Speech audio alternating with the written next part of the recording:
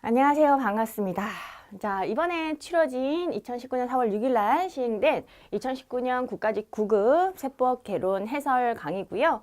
요 세법 개론 이번 시험 같은 경우에 총평을 좀 하자면 난이도가 조금 높았다고 볼 수가 있어요. 조금 지역적인 내용까지 한두 문제 나왔고요. 그런데 그 한두 문제를 제외하고는 또 기존에 있던 기출문제 유형으로 출제가 됐기 때문에 기본기를 잘 닦으신 그런 분들은 90점 이상 그렇게 맞지 않았을까 그런 기대를 해봅니다. 자, 이제 1번부터 풀어보도록 하죠. 자, 1번 문제 같은 경우에는 주식 양도에 대한 양도소득세 세율을 물어보고 있거든요. 요게 좀 지역적인 내용이었고요. 왜냐하면 양도소득세 세율 같은 경우에는 정말로 다양해요. 이걸 다 외우기가 버거울 정도거든요.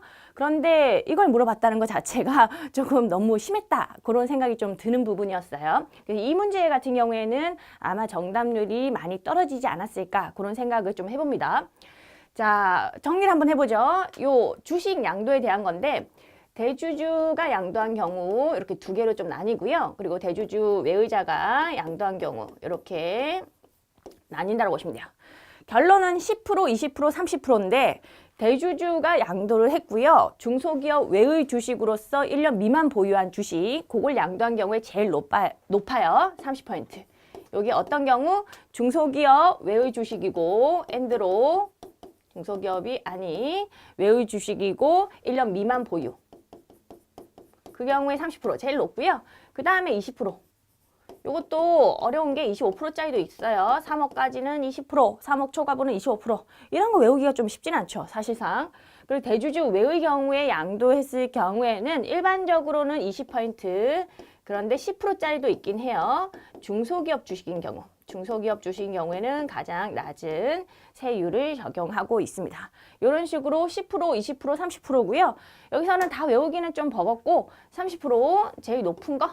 중소기업이 아니고 1년 미만 보유, 대주주 양도분이 30%구나. 그리고 대주주 외의 경우로서 중소기업인 경우에 10%구나. 그렇게 외우시고 나머지 중간 거는 그냥 20% 이런 식으로 끼워 넣기 하시는 게 차라리 나을 것 같아요.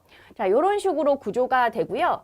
내용을 좀 보도록 하죠. 1번 보시면 주권 상장 법인인 중소기업의 주식을 대주주가 아닌 자가 법령에 따른 증권시장에서의 거래에 의하지 아니하고 양도하는 경우 장외 거래를 얘기하는 거고요. 이때 양도소득세 과세가 되긴 하는데 몇 %냐라는 거죠. 세율이. 요 경우에는 보시면 대주주 아닌 자고 어떤 기업 주식? 중소기업 주식이라고 나와 있어요. 중소기업 주식은 20%가 아니죠. 제일 낮은 거예요. 10%. 그런 식으로 가는 거죠. 그리고 두 번째, 주권 비상장 법인인 중견기업의 주식을 대주주가 아닌 자가 양도하는 경우. 여기서 대주주가 아닌 자가 라고 나와 있죠. 대주주가 아닌 자는 10% 아니면 20%인데 중소기업 주식이면 10%. 그 외는 전부 다 20%예요. 이게 10%가 아니라 20%가 돼야 되겠고요. 세 번째, 주권 상장 법인인 중소기업 외의 법인의 주식을 대주주가 1년 미만 보유하다 양도하는 경우. 자, 요거 보시면 대주주가 양도했고 중소기업 외의 법인 주식이죠. 그리고 1년 미만이에요. 그러면 제일 높은 세율이죠. 그게 30%. 요게 답이에요. 쉽지 않은 문제였다라고 보시면 되겠고, 네 번째 보기를 보시면 주권 상장 법인의 주식을 대주주가 아닌 자가 법령에 따른 증권시장에서의 거래에 의하여 양도하는 경우 이렇게 되어 있죠. 요거는 주권 상장 법인 주식이에요. 그리고 증권시장에서 양도를 했다라고 하면요. 양도소득세가 과세가 돼요, 안 돼요? 과세가 안 되죠. 요거는 양도소득세가 아예 과세가 안 되는 건이에요. 세율 자체가 없는 거죠. 그러니까 증권시장에서 양도했다라고 하면 장외거래가 아닌 거거든요. 자, 요거 같은 경우에 여러분들 혹시나 기억이 안 나실까봐 제가 조금 더 정리를 해드리면 상장 주식하고 비상장 주식이 있잖아요. 자, 일반적으로 상장 주식이 양도소득세는 과세가 안 되고 비상장 주식이 과세가 되는 거잖아요. 그죠? 비상장 주식, 요게 과세가 되는 거고 요는 과세가 안 되는데 상장 주식이라고 하더라도 과세가 되는 건은 어떤 경우? 대주주가 양도하거나 예외적으로 아니면 어떤 경우? 장외 거래로 양도한 경우죠. 장외 거래. 그런데 요거는 대주주도 아니고요. 그리고 장외 거래도 아니죠. 증권시장에서 거래한 경우니까 상장 주식 매매 차익은 일반적으로 과세가 안 되는 비열거소득이에요. 그러니까 양도소득세가 과세가 안 되겠죠. 자, 그렇게 보시면 돼요. 이 문제가 제일 어려웠던 그런 문제라고 보시면 되겠고요. 나머지 문제들은 또 그렇게 어렵지 않았거든요. 여러분들이 다 맞추실 수 있는 그런 문제들이 또 출제가 됐습니다. 이번에 보시면 요거는 인건비 송금 산입에 대한 설명으로 옳지 않은 걸 묻고 있네요. 답을 보죠. 옳지 않은 거는 답만 보고 바로 넘어가도록 하죠. 네 번째 복인데 법인이 정관 또는 정관에서 위만 퇴직급여 지급 규정이 없는 경우 현실적으로 퇴직한 임원에게 지급한 퇴직급여는 그 전액의 송금에 산입하지 아니한다? 요게 틀린 지문이죠. 자, 규정이 없다라고 하면요. 퇴직금은 좀 큰 거니까 임원 퇴직금 같은 경우에 규정이 있으면 규정상의 한도를 적용하는데 규정이 없으면요. 세법상의 한도 적용해 주죠. 한도가 빵은 아닌 거예요. 한도가 빵이 되면 안 되지. 퇴직금은 너무 큰 거니까. 그래서 어느 정도 한도를 주는데 그 한도 같은 경우에 외우셔야 되죠. 직전 1년간 총 급여액이 있으면 거기에 10% 때리고요. 거기에 근속연수 이런 식으로 때려서 세법상의 한도를 주고 있다. 요 근속연수 같은 경우에는 월 단위로 계산하고요. 1개월 미만은 절사를 하죠. 그런 식으로 계산이 되도록 되어 있어요. 이런 한도를 주는 거고 한도가 빵은 아닌 거기 때문에 전액 송금에 산입하지 아니한다. 이 말은 한도가 빵이다. 이 말이잖아요. 그래서 틀린 지문이 됩니다. 넘어가죠. 자, 3번 조세 법률주의에 대한 설명으로 옳지 않은 것은 그렇게 나와 있고요. 뭐 과세요건 명확주의라든지 과세요건 법률주의라든지 뭐 그런 것들이 쭉 나와 있어요. 여기서 틀리게 설명한 게 동그라미 3번입니다. 엄격 해석으로 세법상 의미를 확정할 수 없는 경우에는 세법 규정에 유추 적용이 허용된다. 이게 틀렸죠. 엄격 해석의 원칙이라고 있죠. 그거 같은 경우에는 확대 해석도 안 되고요. 유추 해석 안 된다는 거죠. 엄격하게 해석해야 한다는 거기 때문에 확대해서 해석하는 거 안 돼. 그리고 유추해서 해석하는 것도 안 돼. 그런데 유추 해석은 괜찮다라고 되어 있는 거니까 틀린 지문이 되겠죠. 뭐 그렇게 어렵지 않은 그런 문제가 나왔어요. 넘어가도록 하죠. 4번 문제, 부가가치세법 문제고요. 옳지 않은 거. 요거는 뭐 딱 봐도 금방 답이 나올 건데 동그라미 1번이 답이죠. 자기가 주요자재의 일부를 부담하고 상대방으로부터 인도받은 재화를 가공하여 새로운 재화를 만드는 가공계약에 따라 재화를 인도하는 것은 용역의 공급에 해당한다. 자, 가공계약인데 키워드는 여기 있죠. 주요자재를 일부라도 부담하면 뭐의 공급? 재화의 공급이죠. 재화의 공급인데 용역이라고 나왔기 때문에 틀린 지문이 됩니다. 이건 그렇게 어렵지 않은 지문이었다고 보시면 돼요. 하나도 자재를 부담하지 않으면 요 다시 들어가면 하나도 자재를 부담하지 않으면 그때는 용역이 되는 거예요. 주요 자재를 하나도 부담하지 않아야 돼요. 근데 주요 자재를 전부라든지 또는 일부라도 부담하면 무조건 재화의 공급으로 보는 거죠. 넘어가죠. 자, 이제 5번 문제고요. 세무 조정이 필요 없는 것은 답은 4번이고 법인이 사채를 발행한 경우에 법령에 따라 계산된 사채 할인 발행 차금을 기업회의 기준에 의한 상각 방법, 이게 유효이자율법을 얘기하는 거고요. 요거에 따라 이를 송금에 산입한 경우, 요 같은 경우에 사채 할인 발행 차금 같은 경우에는 우리 세법에서 뭐라고 규정 짓고 있냐면 요거 강제적으로 계상을 하도록 되어 있고 계상도 강제고요. 그리고 상각도 강제적으로 하도록 되어 있어요. 그렇기 때문에 계상도 강제고 상각도 강제인데 이거를 이미 비용 처리했다 이 말이에요. 송금에 산입했다 이 말이 비용 처리했다 뭐 이렇게 이해를 하시면 되겠고 그때는 따로 세무 조정이 없다라고 이해하시면 되겠죠. 여기서 송금에 산입한 경우라고 하면 그냥 비용 처리했다 뭐 그 정도로 이해를 하시면 되겠습니다. 자, 요건 세무 조정이 필요 없었기 때문에 요게 답이고요. 나머지는 다 세무 조정이 필요해요. 하나씩 보죠. 동그라미 1번. 재고자산 평가 방법을 원가법으로 신고한 법인이 재고자산의 시가 하락 요걸로 평가 손실을 계산을 했다고 되어 있죠. 근데 보시면 원가법으로 신고를 했고요. 그리고 가로 안에 또 보시면 파손, 부패 등의 사유로 인한 것이 아니래요. 그럼 법정 사유가 전혀 없는 케이스네요. 그런데 평가 손실을 잡았다라고 하면 임의로 평가 손실을 잡은 거죠. 그럼 어떻게 해야 되죠? 송금 불산입 유보 이런 세무 조정이 필요합니다. 자, 그래서 이건 세무 조정이 필요하고요. 두 번째, 국세 가오납금의 환급금에 대한 이자를 영업의 수익으로 계상한 경우 이렇게 되어 있죠. 자, 이거 수익을 잡았는데 이게 입금으로 보는 금액이에요? 입금으로 보는 금액이 아니죠. 가후납금 환급금에 대한 이자는 보상 성격이에요. 미안하다고 주는 거야. 그런데 이걸 입금으로 봐서 또 법인세를 뜯어가면 진정 미안한 게 아니지. 그래서 요건 입금이 아닌 거야. 그래서 입금 불산이 소유처분 기타 이런 식으로 차감 조정이라서 기타로 소유처분하도록 되어 있고요. 세 번째, 기업회계 기준에 따른 화폐성 외화 자산이 아닌 외화 선급금 요거를 사업년도 종료일 현재 매매 기준율에 의해 평가하고 평가손익을 영업의 손익으로 계상한 경우라고 되어 있네요. 자, 외화자산 부채 같은 경우에는 합해성 외화자산 부채의 경우에 한해서 뭐 시가법, 원가법 둘 중에 하나 선택을 할 수가 있죠. 여기서 시가법이라고 하면 사업년도 종료일 현재 환율로 평가하는 방법을 얘기하는 거고요. 그런데 어디까지나 화폐성 외화자산 부채에 한해서 환산이 허용이 되는 것이고 비합회성은 안 되죠. 외화선급금 요거는 비합회성이에요. 비합회성 자산이기 때문에 아예 평가가 허용되지 않죠. 그렇기 때문에 평가를 하면요. 바로 부인해야지. 평가이익 잡았으면 입금 불산이, 평가 손실 잡았으면 손금 불산이 그런 식으로 유보를 하면 되겠죠. 유보나 마이너스 유보 그런 식으로 자산 부채 건드리니까 외화 선급금 또는 선수급 이런 건 돈을 이미 줬거나 받은 거 그런 걸 얘기하는 건데 요거는 비합회성 자산 부채이기 때문에 절대 평가를 해서는 안 됩니다. 그래서 이것도 세무 조정에 필요한 케이스라고 이해를 하시면 되겠죠. 넘어가겠습니다. 자, 6번 문제. 요거 부가가치세법 문제고요. 여기서 보시면 자, 과세사업하고 면사업 같이 하고 있어요. 겸용사업자. 실질기속을 구분할 수 없는 2018년 제2기 공통매입세 1,000만 원이 있대요. 1,000만 원. 자, 그러면 겸용사업자니까 과사업에 쓸 부분 요거는 매입세 공제가 될 거고 면사업에 쓸 부분 요거는 매입세 불공제가 될 거예요. 그렇기 때문에 좀 안분하는 문제가 생기는 거죠.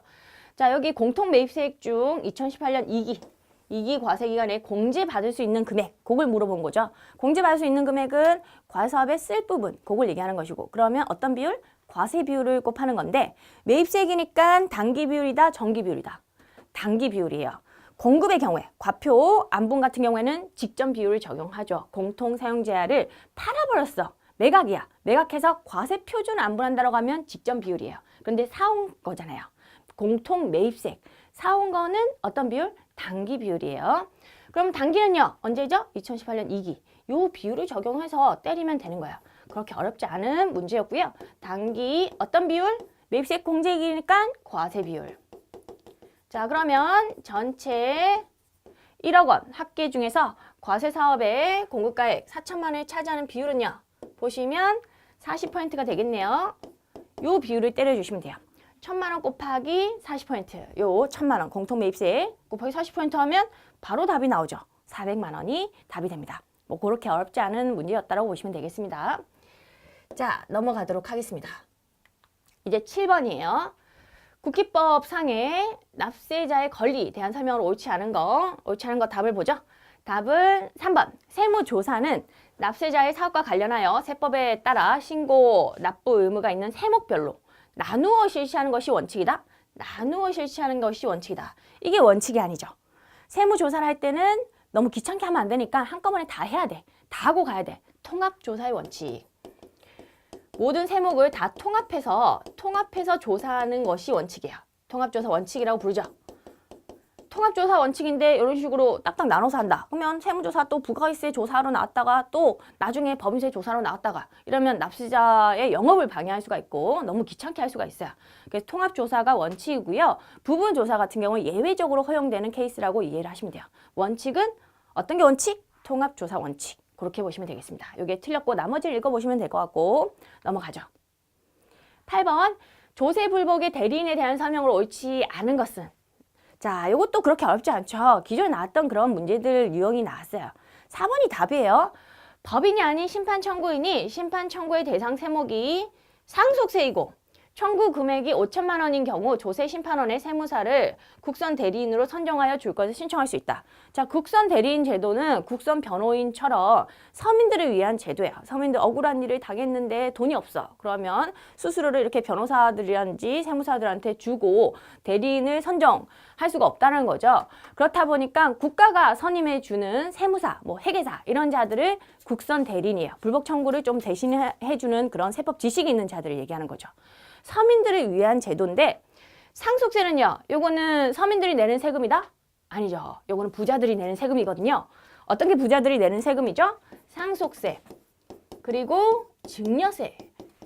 이것도 조금 상속받고 조금 증여받으면 내는 세금이 아니에요. 많이 증여받고 많이 상속받아야지만 내는 세금이 상속세, 증여세, 부자들이 내는 세금이고, 요거에 추가로 종합부동산세. 종합부동산세도 말 그대로 종합부동산, 이 무슨 말이에요? 부동산이 엄청 많다는 뜻이에요. 부동산이 엄청 많은 사람들이 내는 게 종합부동산세거든요. 그래서 요 세목이 아니어야 돼요. 이 세목 외의 세목인 경우에만 국선 대리인을 선임해 줄 것을 신청할 수 있다라는 거죠. 근데 상속세 이거 이렇게 되어 있으니까 바로 틀린 문구고요. 그리고 또 중간에 보시면 청구 금액이 5천만 원인 경우, 5천만 원인 경우 아니거든요. 3천만 원 이하여야 돼요. 또 요 금액까지도 틀렸죠.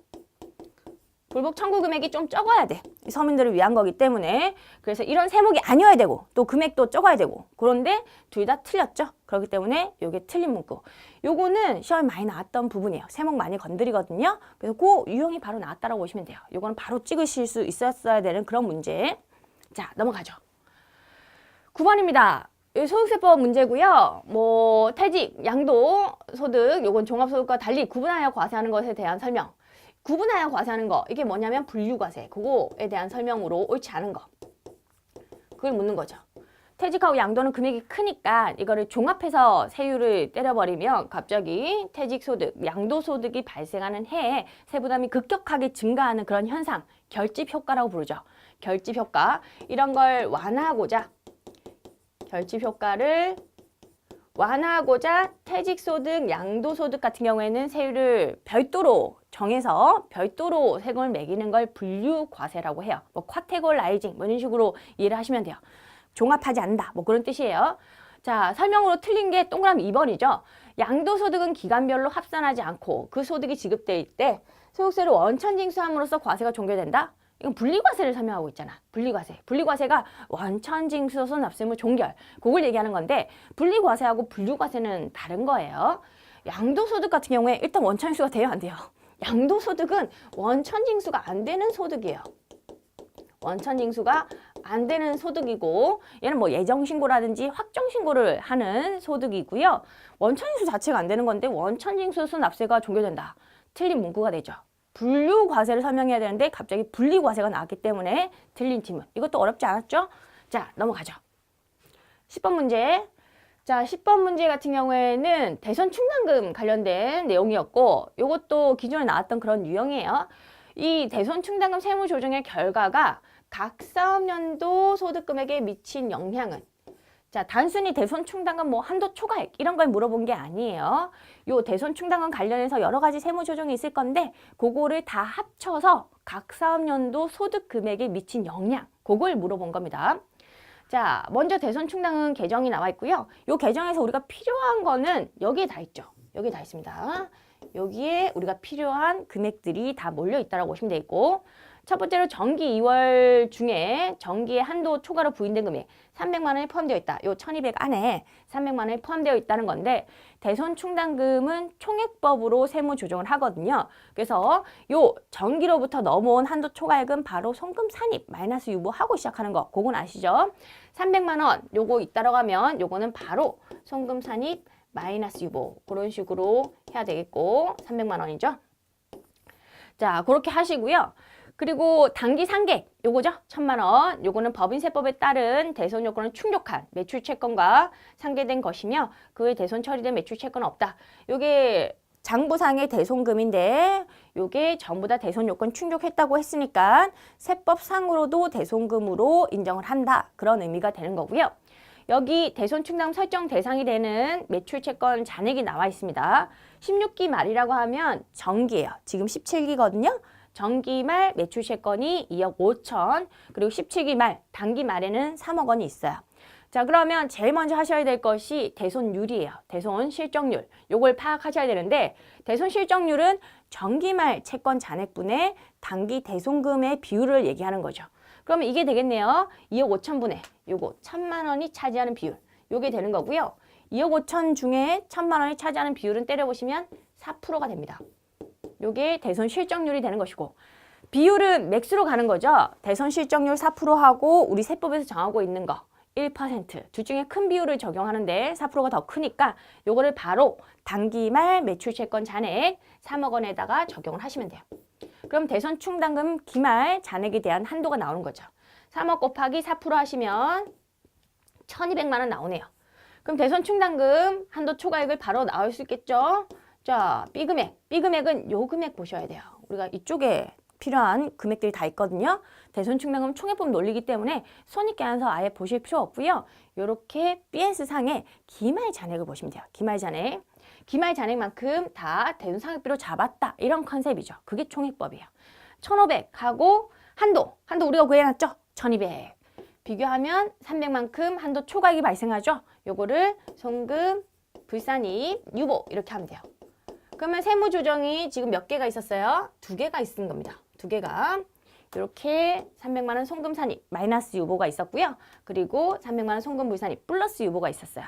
그러면 요거는 차감 조정이고 요거는 가산 조정이니까 금액이 똑같죠.